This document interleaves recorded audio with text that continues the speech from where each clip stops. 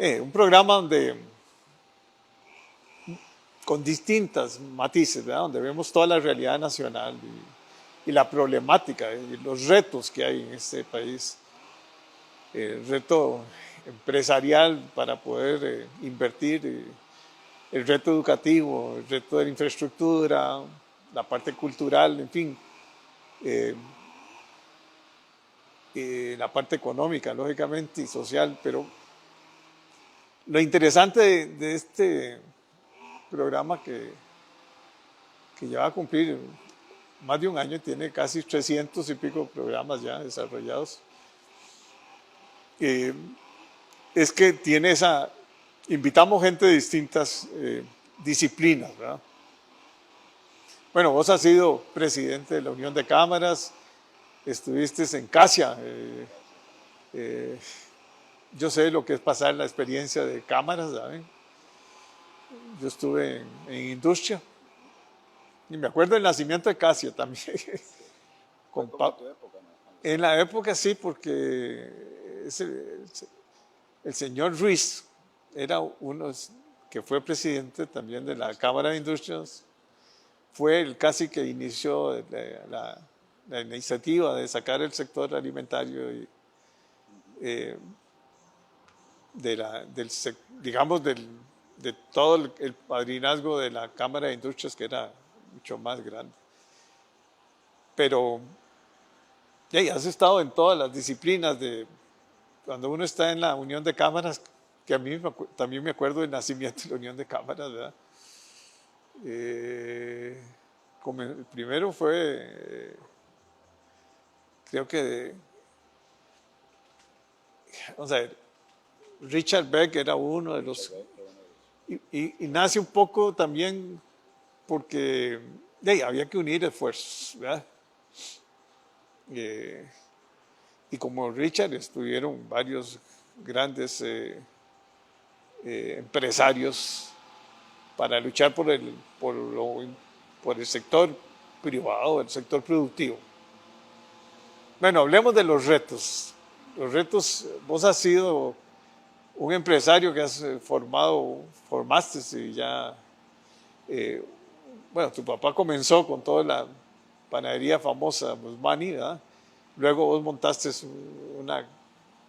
una franquicia, creciste y hablanos un poco de la problemática, porque tuviste un montón de tiendas, pongámosle así, donde vendías todo el pan riquísimo, por cierto, en casi todos los cantones, ¿verdad? Bueno, muchas gracias, Jorge, por la invitación. Siempre es un gusto conversar con vos, siempre lo he disfrutado mucho conversar con vos. Y es un programa que me llama mucho la atención y me gusta mucho, yo lo sigo mucho, lo veo bastante, me gusta mucho el formato del programa y como vos lo decís, lo diverso que es, porque las diferentes áreas que tocan. Efectivamente, bueno, nosotros teníamos las panaderías Musmani. Cuando mi padre murió, después junto con mi hermano, nosotros le compramos a mis hermanas y desarrollamos junto con ellas el esquema de franquicias. Fuimos la primera empresa en Costa Rica en desarrollar franquicias nacionales. Ya habían franquicias internacionales, pero no habían franquicias nacionales. Y fue todo un reto. Y como te comentaba ahora que hablando un poco del tema de reactivación económica, el tema del cambio cultural que hay que generar en el país.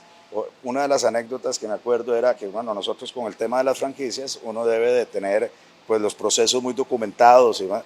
Nos costó mucho siempre poder documentar cuál era el proceso para sacar una patente, porque como bien lo decías, nosotros teníamos presencia en todos los cantones del país, pero en todas las municipalidades los requisitos son distintos para tramitar una patente. Y no solo eran distintos, sino que cada 3 o 4 meses se les ocurría una cosa nueva y lo cambiaban. Y yo siempre me he preguntado, ¿por qué los gobiernos locales no se interesan más en competir por atraer a inversión? Y más bien eso pareciera que es al revés, es una competencia para ver cuál es el que pone más requisitos y pone más trabas para poder instalarse en sus cantones. No han logrado entender que en la medida en que se abran negocios en en sus cantones, pues van a requerir una mayor generación de empleo en sus propias localidades, sino que además van a tener mayores recaudaciones.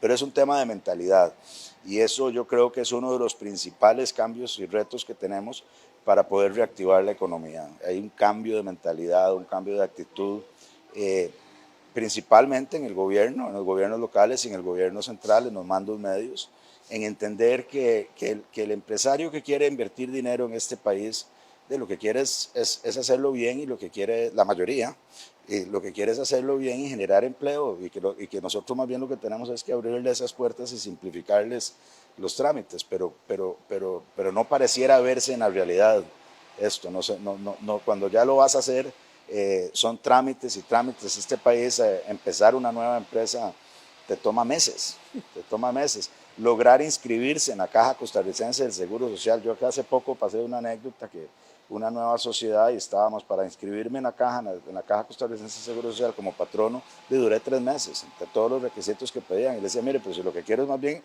trabajar formalmente, es que por eso el los informal es tan alto. Por eso la tasa de informalidad en este país ya ronda casi el 50% de la economía. Entonces, ¿eso qué quiere decir? Que el otro 50% carga sobre sus hombros el costo del 100%. Ahora, muchos de esos, y cuando tuve la oportunidad de ser presidente de la Unión de Cámaras en ejercicio, me reunía con la gente y entendía, muchos de ellos trabajan en informalidad no porque quieren, sino porque simple y sencillamente el sistema los expulsa. Mira, por un lado, un trabajo unipersonal, donde es un solo trabajador, un solo emprendedor, con la serie de cantidad de requisitos que le piden para formalizarse, o se dedica a cumplir con los requisitos o se dedica a trabajar. Porque está la cantidad de requisitos y de trámites y de vueltas.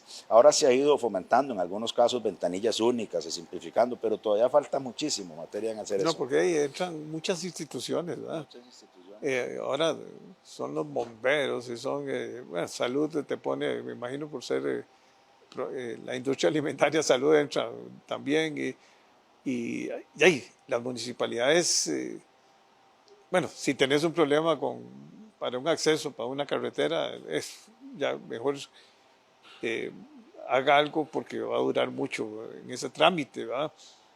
Y tienen costos, ¿verdad? El tiempo tiene costo, ¿verdad? El tiempo tiene costo. Y la gente cuando entonces dice, bueno, ¿y para qué voy a seguir en estos a mí atrasos, me lo decía, ¿verdad? mire, es que o trabajo o me dedico a cumplir los requisitos y los trámites que me piden. Entonces les termina resultando más fácil, por decirlo de alguna forma, el tener que trabajar bajo la informalidad, pero eso no entendemos que lo que cuesta al sistema, ¿cuánto le cuesta? O sea, tenés un 50% de la economía económicamente activa operando bajo la informalidad, o sea, no está contribuyendo al sistema.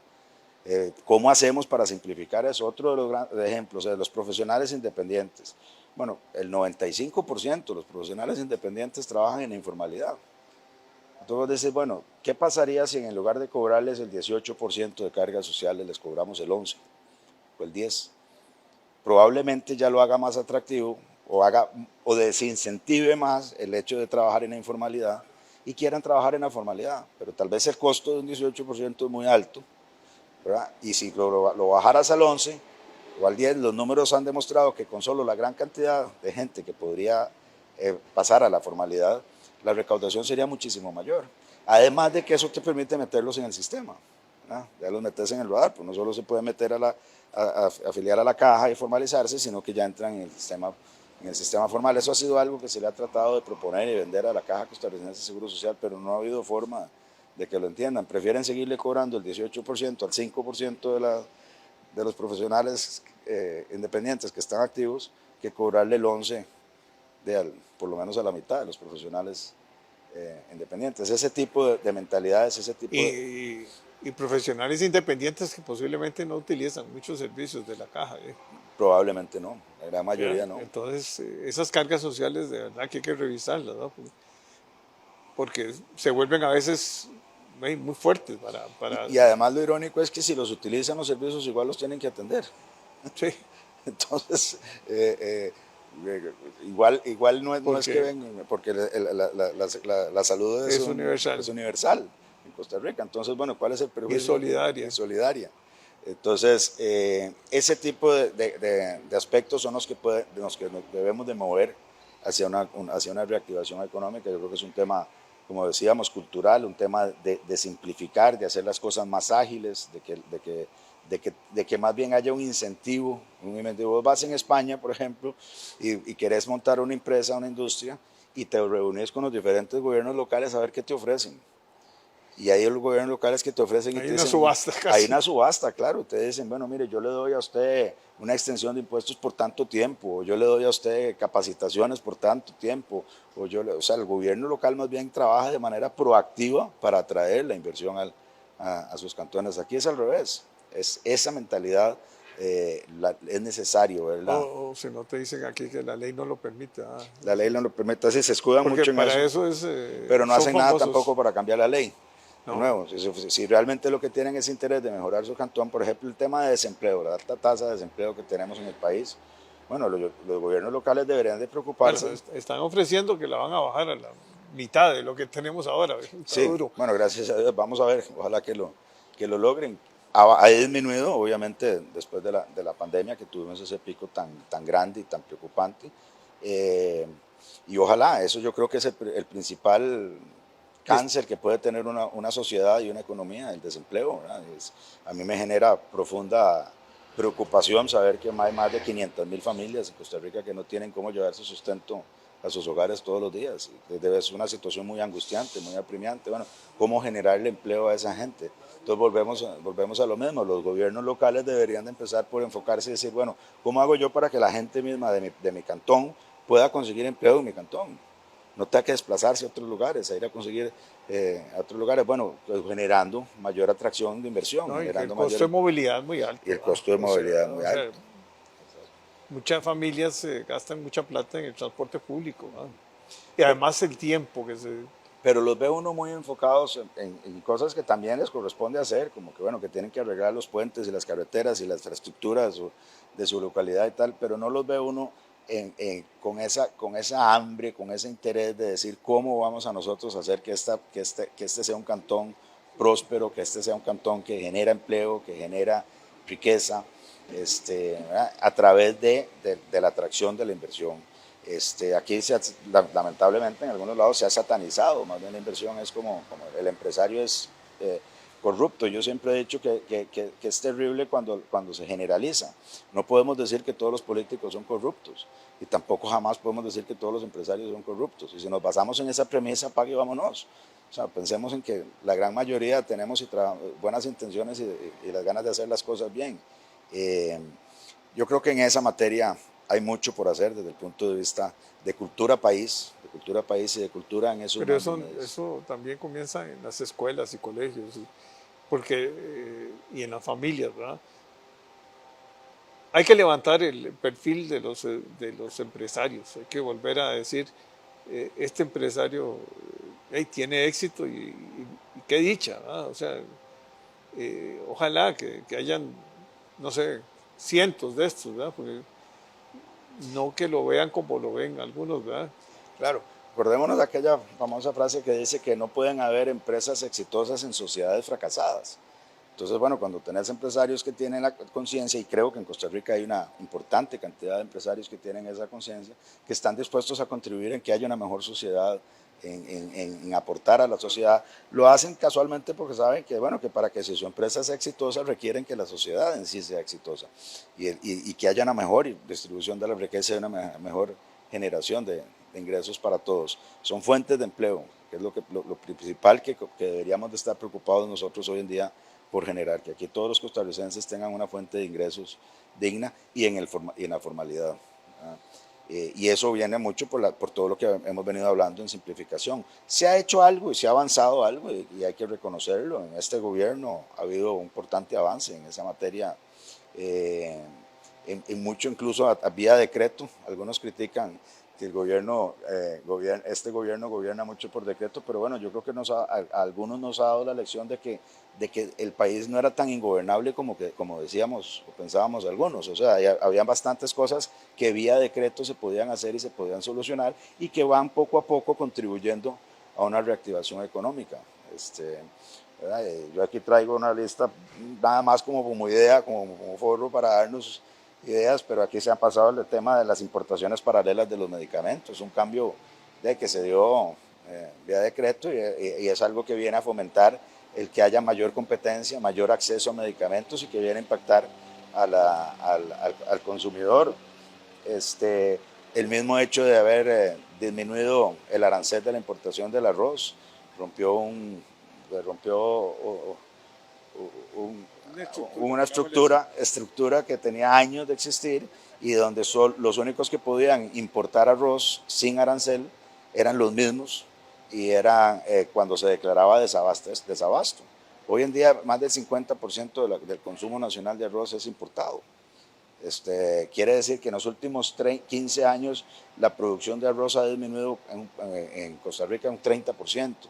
Nos quiere decir que el sistema que teníamos antes tampoco era que funcionaba, porque se disminuyó la producción de arroz, ya se había disminuido, pero estaba beneficiando a unos muy pocos con la importación. Bueno, el abrir eso ahora le permite mayor acceso a más gente a poder importar y comercializar arroz sin arancel y un impacto al consumidor. Aplicación en las reglas, por ejemplo, de cómo se le aplicaba el IVA al producto, a las cervezas importadas o a los licores. En Costa Rica, cuando vos importabas licor o cervezas, el IVA se calculaba sobre un margen presuntivo. Y sobre ese margen presuntivo te cobraban un IVA a la hora de desalmacenar de un producto que iba para una bodega, para inventario. Todavía no has realizado el valor agregado. Bueno, ese fue un cambio que también se dio por decreto, entonces ahora se paga el IVA cuando realmente sobre el valor real agregado y cuando lo vendés al consumidor. La reforma al reglamento para las operaciones de actividades turísticas de aventura. Mira, los trámites y los requisitos que tenía ese reglamento eran de locos y prácticamente no les permitían operar. Y es el turismo, todos sabemos que es una de las actividades que más democratiza el dólar, que no sé qué más llegue, y una de las principales fuentes de ingresos de este país. Y bueno, lo tenían asfixiado. Bueno, eso gracias a Dios también ya hubo un cambio en la legislación. El mismo hecho de eliminar las tarifas mínimas de los profesionales, de los colegios profesionales.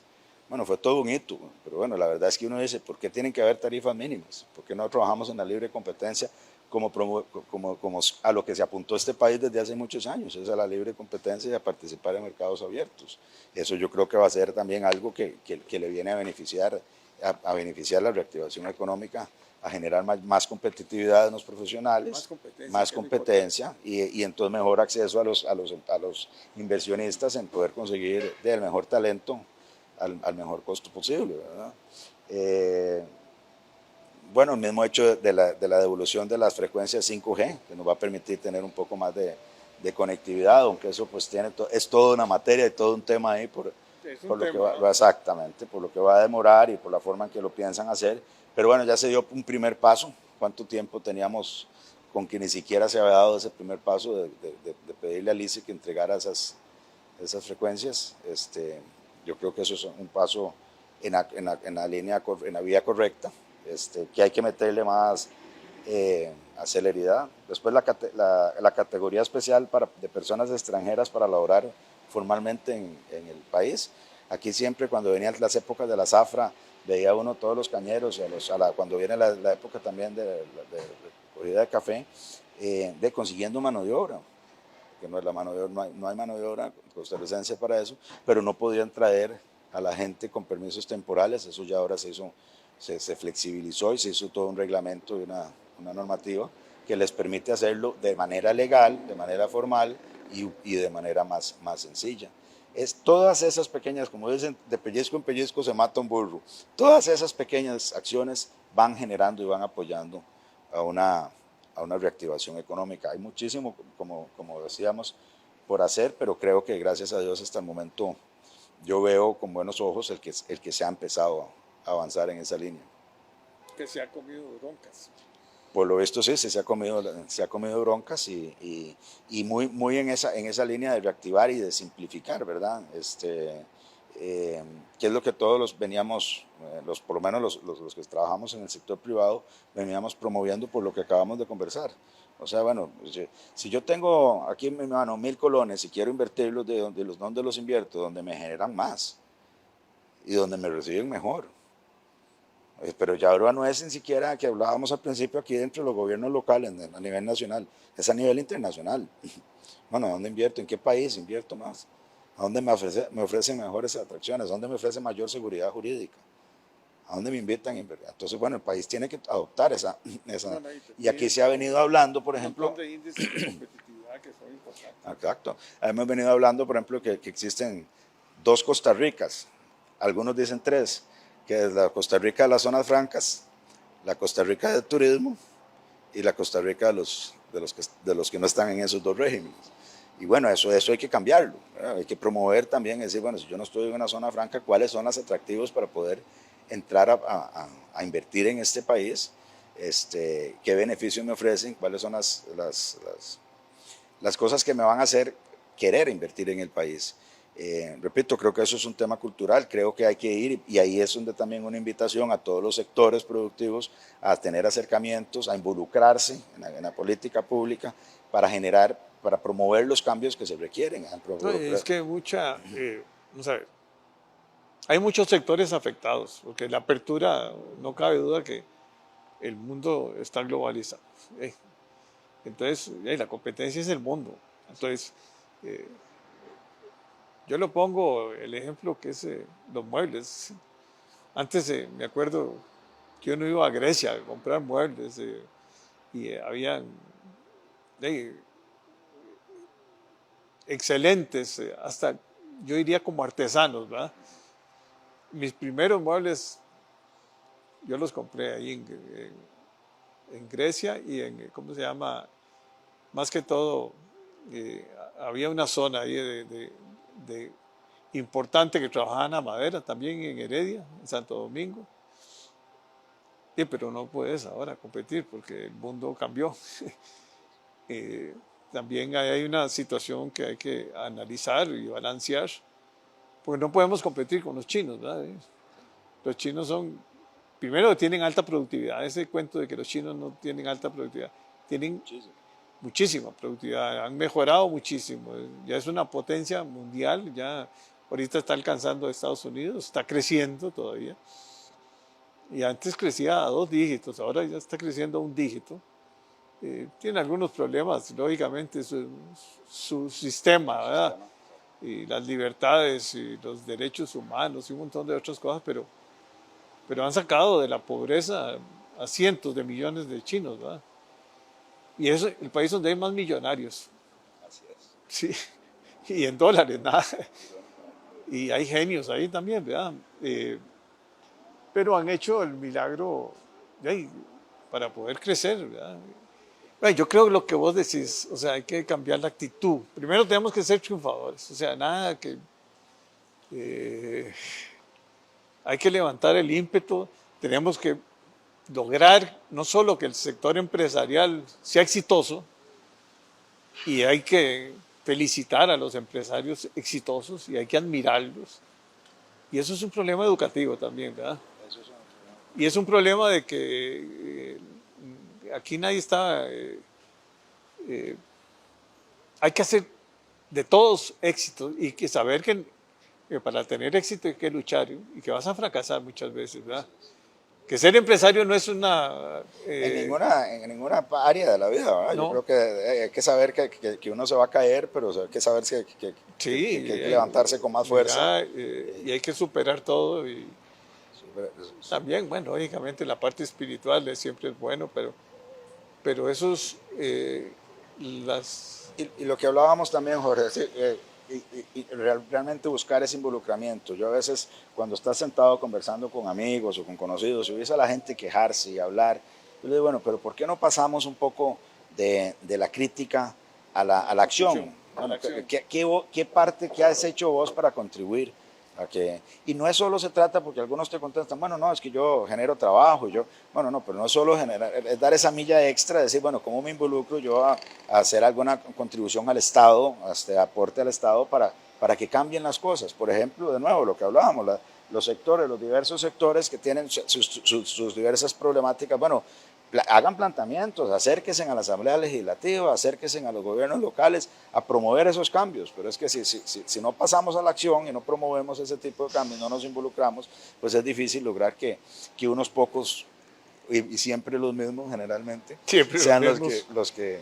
Sí, pero yo creo que eso hay que generar esa y mucho en los jóvenes, en las nuevas generaciones que están viniendo, ese interés por el país, ese interés por involucrarse, entender desde lo más profundo de que no pueden haber empresas exitosas en sociedades fracasadas y que todo lo primero que tenemos que hacer es trabajar por tener una buena sociedad, por tener una buena comunidad, un buen país y cuál es el aporte que nosotros estamos haciendo hacia eso. Y una parte de nuestro tiempo debemos dedicarla y promoverla. es casi que un deber. O Es sea, un deber ciudadano. y hay que pensar que la estabilidad social, la estabilidad política y de verdad que le dejemos a nuestros hijos y a nuestros nietos lo mejor. O sea, porque nosotros hemos hipotecado Costa Rica, ¿va? Y esta hipoteca es cara, ¿va? Es alta, se lleva una parte importante del ¿cómo se llama? Y ya la llevamos al límite. Y llegamos a un límite y ahora hay que entrar en ciertos programas de austeridad, pero hay que involucrarse, hay que apoyar al sector público y el sector público también tiene que Dejarse apoyar, Exacto. porque nada hacemos con que, si de una vez le dicen a uno, sí, muchas gracias y como diciendo, o lo ven hasta luego, o lo ven como satanizado, como que viene con sus intereses propios y viene para hacerse. No, bueno, pero obviamente hay intereses y por algo la gente se está involucrando, pero se está involucrando para promover un bien común, o sea, generar, hay que lograr esa simbiosis, esa sinergia. Igual que lo que hablábamos con el tema del desempleo, hay que calzar la oferta laboral con la demanda laboral. Claro. Hoy en día, no, aquí no hay esas famosas no sé, como islas. Cada universidad es una isla, el MEP anda con otro pensamiento. Cada 4 años cambian las autoridades. Seguimos generando profesionales donde no hay campos de empleo, pero cuando hay una escasez enorme en profesiones técnicas, el tema del bilingüismo en Costa Rica es algo que ya debería de ser casi que por ley, o sea, todos, y deberíamos de llevarlo a todo el país. El tema apenas no llega ni al 6%, 7% que manejan el inglés. Imagínate. Cuando deberíamos ser totalmente bilingües. Un país que está abierto así, un país que está dedicado ahora al tema de servicios, tenemos muchísimo potencial de crecimiento y de generación de empleo. No, y tenemos gente, una capacidad de innovación y de mejora increíble. Lo que pasa es que hay que estimularlo, ¿verdad? Así es. Y eso se hace desde el pre-kinder, ¿verdad? Así es. O sea, desde que uno va o en este caso ya los nietos al pre-kinder, uno ve cómo les van dando habilidades blandas y cómo aprenden a leer y comienzan a formar figuras y a tratar de ordenar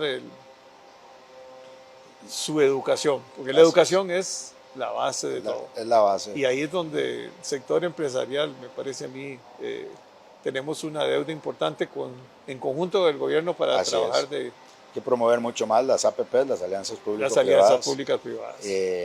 Mucho también eso que hablábamos de poder calzar bien.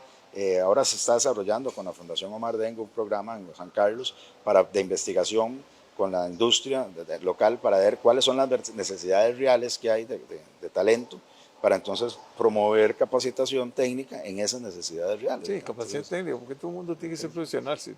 La verdad es que en 2 años haces un técnico y lo perfeccionas.